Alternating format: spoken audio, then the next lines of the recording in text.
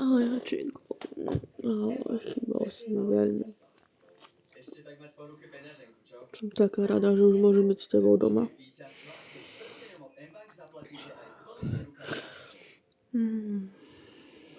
No a ty sa tu dobre bezo mňa.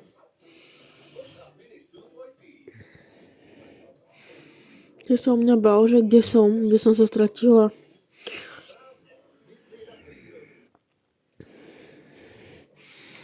Nebola som až tak ďaleko.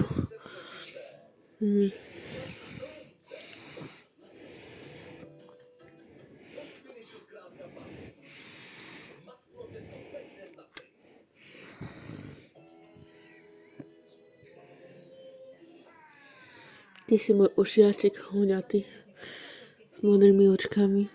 Najkrajší.